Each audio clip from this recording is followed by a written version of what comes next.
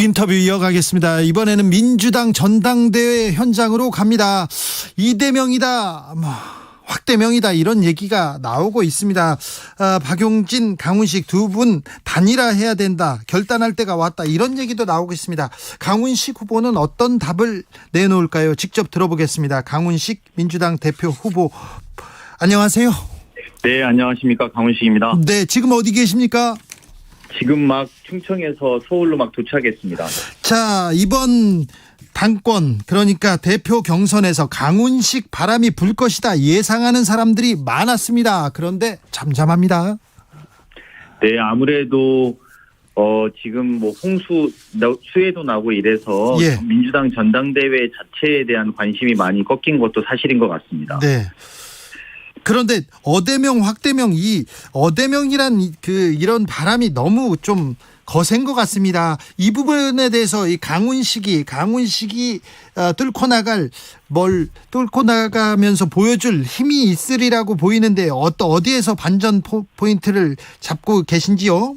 네, 사실은 두 분 다 훌륭하신 분들인데요. 그분들은 다 전국적으로 알려진 반면에 저는 아직 국민들에게 인지도가 없어서 제가 누구지? 저 젊은 친구는 누구야? 이런 정도 수준입니다. 하지만 지난 주말에 연설과 또 각종 인터뷰를 통하면서 민주당에 새로운 선택지가 있겠구나. 그리고 그런 선택지라면 지금 낮은 저희가 투표율이 한 39% 정도 되거든요. 예. 60%의 투표하지 않은 권리당원들이 강훈식이라는 선택지를 다시 한번 생각해봐야겠다라는 흐름들이 있으니까요. 투표율이 올라가고 판의 변화가 생기면 저에게도 새로운 흐름이 만들어질 수 있다, 이런 기대감 갖고 있습니다. 자, 이대명, 어대명은 그렇다 치고요. 지금 박용진으로는 드라마 쓰기가 힘들다, 강훈식이라면 가능하다, 이렇게 생각하는 사람들이 많습니다. 그런데 그 분들도 박용진과의 단일화가 우선 과제 아닌가, 이렇게 생각하는 분들 많습니다. 박용진 의원이 단일화하자 이렇게 얘기를 했는데 어떤 판단하고 계십니까?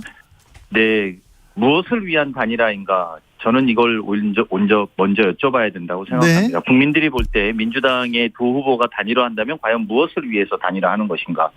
그냥 단일화가 명분도 파괴력도 감동이 없다면 사실은 미래를 여는 데도 적합하지 않다, 저는 이렇게 생각합니다. 그래서 처음 이 논의가 있을 때부터 비전과 비전의 대결, 그리고 비전과 비전의 만남을 통한 단일화여야 된다라고 입장을 내놨었는데요.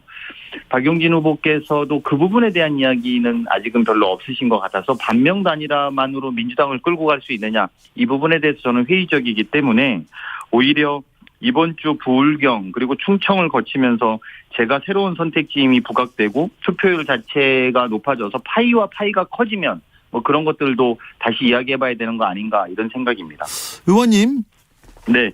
이번 경선에서 승리하겠다는 생각이 크신 거죠? 완주가 목표는 아니죠? 그럼요. 그죠? 네. 그 단일화는 꼭 승리를 하기 위해서 꼭 필요한 조건은 아닙니까? 꼭 필요한 조건, 그러니까 제가 말씀드린 것처럼 본질적으로는 무엇을 위한 단일화이냐, 이겁니다. 이기는 단일화가 되려면 비전과 비전이 만나야 됩니다. 네. 그냥 우리는 이재명이 아니니까 둘이 합치자만으로는 저는 국민들을 설득하기 어렵다. 특히 97세대의 비전은 더욱더 그래야 된다고 생각합니다. 네, 알겠습니다. 자, 앞으로 이 당내 경선에서 변수가 있을까요? 변수 있겠죠. 네. 뭘로 보고 아마 계십니까? 저 강훈식이라고 생각합니다. 그냥 강훈식이 변수가 될 것이다. 지난주에 제가 5% 정도의 투표율을 했습니다. 그렇죠. 생각보다, 예상보다 높지 않았어요.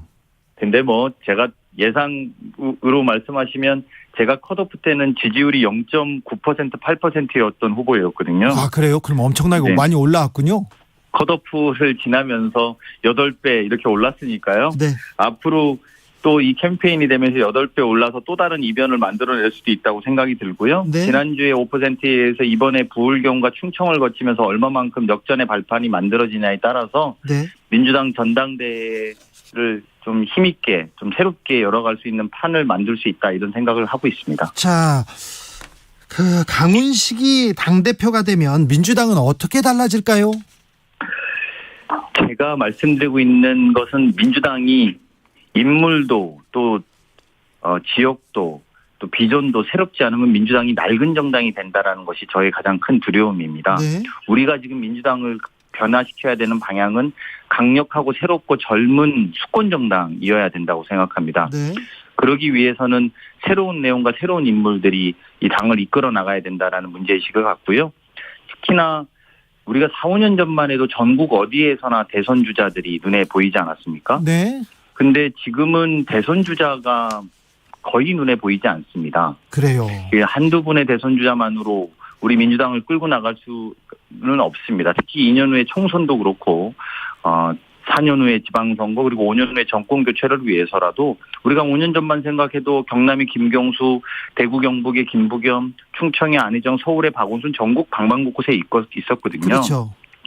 그러려면 대선 주자를 하겠다는 분보다는 자기 자신을 비춰서 자기의 기반을 만들려고 대선 주자가 당대표가 되면 아무래도 자신의 기반에 더 집중하고 본인에 더 집중받기를 원하지 않겠습니까? 네. 그런 것보다도 전체를 비춰주고 또 새로운 사람들을 발굴하고 이런 당대표가 필요하다고 생각하고 그런 힘들이 모여서 새로운 인물과 새로운 비전을 보이면 우리는 다시 수권 정당이 될 수 있다고 저는 생각합니다. 이재명만 보여요 이렇게 얘기하는 사람들이 많고요. 이재명 후보는 사법 리스크 있고 지금 당원 개정도 이재명 후보한테 유리한 쪽으로 이거 개정하려고 하는 거 아니냐 이런 얘기도 있습니다. 의원님께서는 어떤 입장이신지요? 이재명만 보인다. 이거는 민주당다운 질문은 아닙니다. 네. 여의도의 격언에 강한 것이 옳은 것을 이긴다고 하는 말이 있습니다만 적어도 민주당은 옳은 것에 힘을 줄 때 변화하고 희망하고 승리할 수 있었다. 희망 갖고 승리할 수 있었다. 저는 이렇게 생각합니다. 네. 물론 보수정당이야 힘센 사람한테 줄서기 급급한 정당입니다만 민주당은 옳은 것에 힘을 모아주는 정당이었다는 기대감을 저는 갖고 있고 당원들과 우리 지지자들에게 호소하고 있습니다. 네. 당원 개정과 관련해서 저는 지금 검찰이 사정정국으로 이 국가를 대한민국을 이끌어가는 상황에서 기소만으로 직무를 정지하는 것에 대해서 매우 우려합니다. 다만 이것이 당원들 5만 명이 넘는 분들의 뜻을 모아서 토론할 것을 제안한 상태이고 지금 당장 개정하는 것이 특정인을 위한 개정으로 비칠 수 있기 때문에 네. 신중하게 접근해야 된다라는 입장을 갖고 있습니다. 네, 잘 알아들었습니다. 자, 민주당이 더 나은 정치, 더 나은 비전을 보여줘야 되는데 보여주지 못하고 있다. 이런 우려도 있습니다. 이 부분은 어떻게 돌파하실 겁니까? 네, 지금 제가 던지고 있는 화두보다는 단일화나 어대명에 더 관심이 많은 것도 사실인 것 같습니다. 그러니까요. 네, 제가 어제도 사회 참여 소득을 고민해야 된다. 이것 그리고 우리 더불어 성장이란 이름으로 성장 비전도 제시했습니다. 특히나 저희가 5년 뒤에 정권을 재탈환하기 위해서 민주당이 필수적인 것 중에 하나가 이제 어르신 세대를 우리가 극복하고 또 잘 모실 수 있는 정당으로 변해야 되거든요. 네. 지난 대통령 선거를 확인하면서 확실히 보수 정부의 정권을 가져가는 승리방 정식은 남북을 갈라서 정권을 가져간 적이 있고 동서를 갈라서 가져간 적이 있고 지난번에는 세대와 성별을 갈라서 정권을 가져간 것 같습니다. 그리고 반대로 민주당이 승리했던 것도 남북을 화해시키고 동서를 화해시키고 이제 세대와 성별을 남녀를 우리가 통합시키고 또는 극복할 때 화해시킬 때 우리가 승리할 수 있다고 생각합니다. 그런 비전들을 차분히 하나하나씩 풀어나갈 계획입니다. 네. 윤석열 정부의 실정, 무능, 지적 네, 잘 알겠는데 그거 말고 민주당의 비전, 정책을 더 많이 보여주십시오. 네, 그렇게 하겠습니다. 여기까지 들을까요? 네, 고맙습니다. 민주당 대표 도전하는 강훈식 의원이었습니다. 정치